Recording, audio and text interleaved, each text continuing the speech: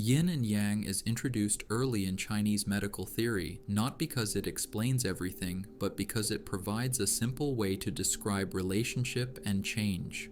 Before naming organs, systems, or processes, this framework establishes how opposing tendencies interact and depend upon one another. Without this orientation, later models risk being misunderstood as fixed structures rather than dynamic relationships. Yin and Yang is not presented as a belief or a symbolic philosophy, but as a practical tool for observing how conditions shift over time. It allows activity to be understood in relation to rest, warmth in relation to cooling, and movement in relation to stillness. These relationships are not abstract ideas imposed onto the body, but patterns that can be directly observed in daily life. Because these relationships are familiar and experiential, they provide a stable reference point before more detailed models are introduced. Rather than beginning with complexity, this approach begins with contrast, allowing understanding to develop gradually. This is why Yin and Yang comes first, not as a complete explanation, but as a way to orient attention toward interaction rather than isolated parts. Once this relational way of seeing is established, more specific frameworks can be added without confusion. In this sense, Yin and Yang functions as a lens, shaping how all subsequent ideas are interpreted. It prepares the ground for understanding change, balance, and imbalance without reducing living processes into fixed categories. One of the most common misunderstandings about Yin and Yang is the idea that they refer to things that exist independently within the body. They are often spoken about as if they were substances, energies, or forces that can be possessed, depleted, or stored. This way of thinking misses their original function. Yin and Yang do not describe objects or materials. They describe relationships. Specifically, they describe how two conditions define one another through contrast and dependence. Neither yin nor yang has meaning on its own. Each only becomes intelligible in relation to the other. For example, rest is only understood in relation to activity, just as stillness is only meaningful in relation to movement. The same condition can appear yin or yang depending on what it is being compared to. This means that yin and yang are not fixed labels, but relative descriptions that shift with context. A process that functions as yin in one situation may function as yang in another without contradiction. This relativity allows the model to remain flexible and responsive rather than rigid. Because yin and yang describe relationship rather than substance, they can be applied at many levels without losing coherence. They can describe movement within a single process, relationships between processes, or broader patterns unfolding over time. Understanding yin and yang in this way prevents them from being treated as static categories and keeps attention focused on interaction and change. This relational emphasis is what allows the model to remain useful without oversimplifying the complexity of living systems. Before applying yin and yang to the body, it is useful to recognize how this relationship already appears in everyday experience. Most daily activities naturally alternate between opposing but complementary states. Periods of activity are followed by periods of rest. Attention and focus alternate with relaxation and disengagement. Movement gives way to stillness, just as stimulation gives way to recovery. These shifts are not problems to be solved, but necessary rhythms that allow systems to function sustainably. When activity continues without rest, fatigue appears. When rest continues without activity, stagnation develops. Balance emerges not from eliminating one side, but from allowing both sides to occur in appropriate proportion and sequence. This is the core logic of yin and yang. Neither state is superior. Each supports the other by providing contrast and recovery. Daily routines offer constant examples of this relationship. Work requires periods of rest in order to remain productive. Sleep prepares the body for waking activity. Even digestion depends on cycles of engagement and pause. When these rhythms are respected, systems tend to feel stable and resilient. When they are disrupted, imbalance becomes more likely. By recognizing yin and yang in ordinary experience, the model becomes grounded in observation rather than abstraction. This familiarity makes it easier to apply the same logic to physiological processes without introducing unnecessary complexity. When applied to the body, yin and yang describe how different physiological tendencies support and regulate one another. Some processes are active, mobilizing, and outwardly expressed.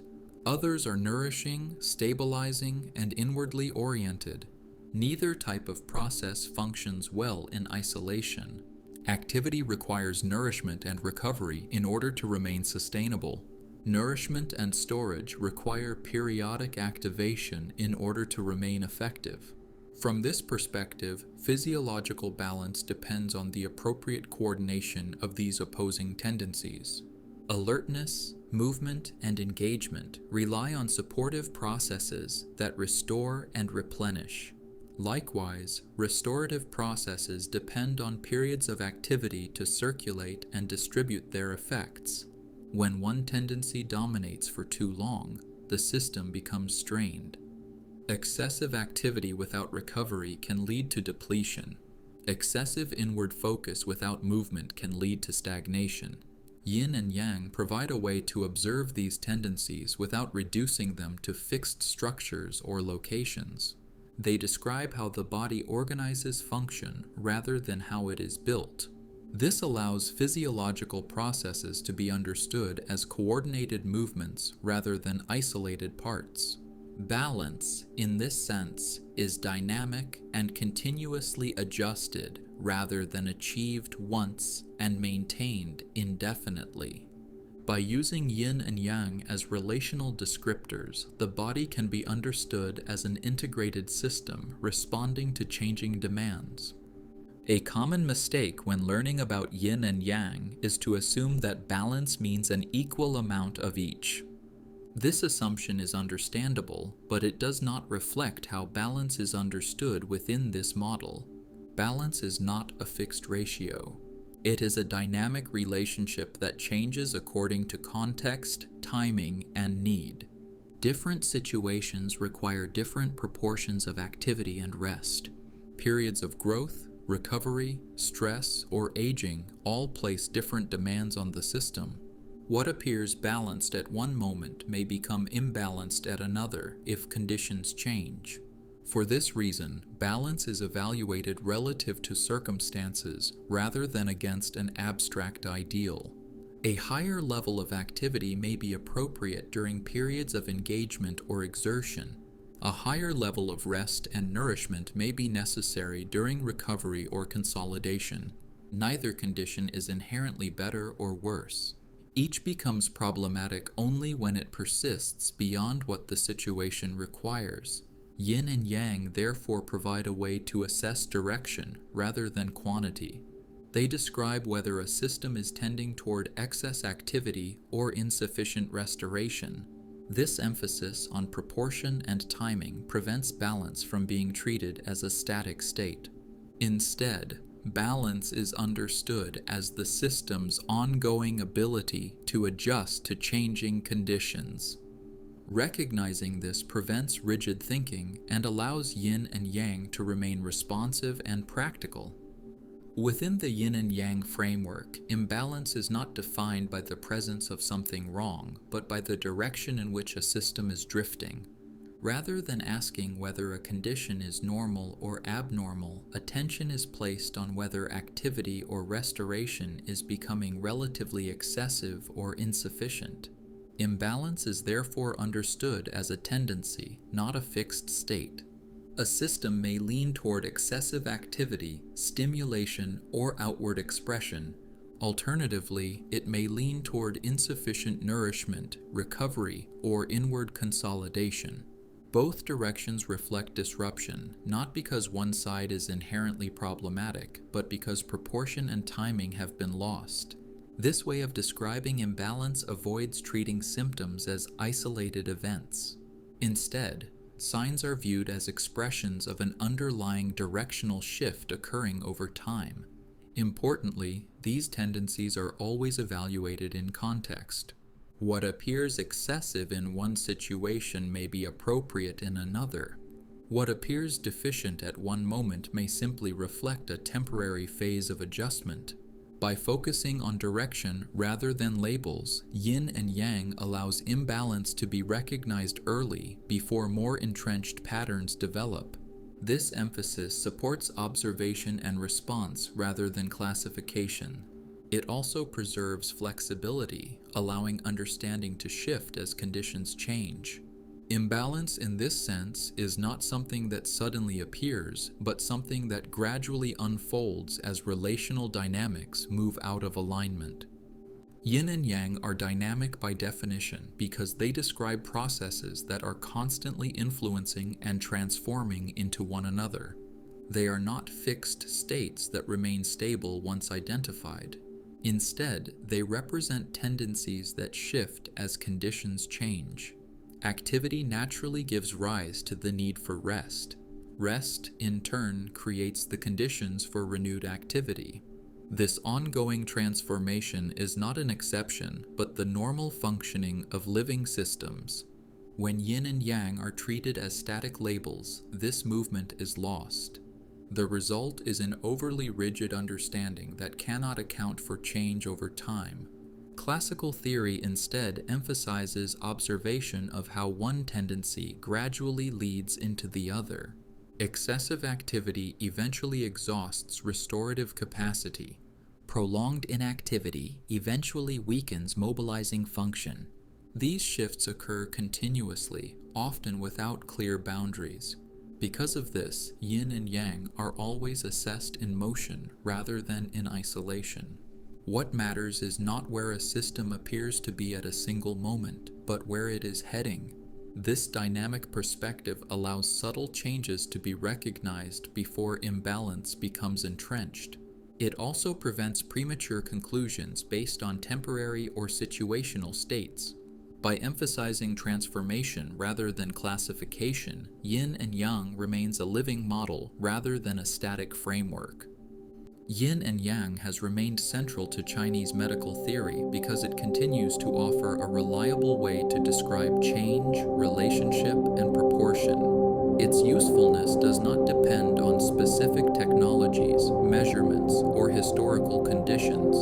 Instead, it remains applicable because it reflects how living systems actually behave. The model does not attempt to explain every detail. It provides orientation. By describing tendencies rather than fixed states, Yin and Yang allows complexity to be addressed without being reduced. This makes it especially suited to situations where conditions are shifting, variable, or influenced by multiple factors at once.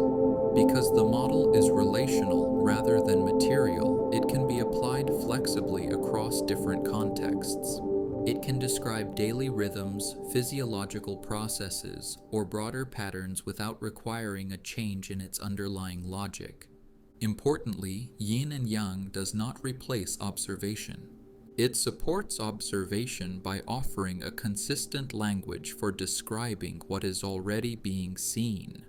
When used in this way, the model remains grounded and practical rather than abstract or symbolic. Its continued use reflects not tradition for its own sake, but the persistence of a framework that remains responsive to real conditions. Yin and Yang endures because it continues to clarify relationship, direction, and change without imposing rigid structure.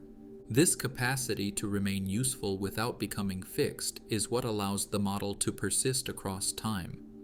While Yin and Yang provides a powerful way to describe relationship and change, it is not intended to explain every aspect of physiology on its own. Its strength lies in orientation rather than detail. The model is especially effective for identifying tendencies, proportions, and directional shifts within a system. It helps clarify whether processes are becoming relatively more active or more depleted, more outward or more inward. However, yin and yang does not specify how particular functions are organized or how different processes influence one another in detail. On its own, it cannot describe the full complexity of physiological interaction. For this reason, yin and yang was never used in isolation. It functions as a foundational lens that guides attention, not as a complete explanatory system. When learners expect yin and yang to provide precise answers to every question, the model can appear vague or insufficient. This impression arises not from a limitation of the model, but from misunderstanding its intended role. Yin and Yang establishes relational orientation. Other frameworks are needed to describe organization, transformation, and interaction at greater depth.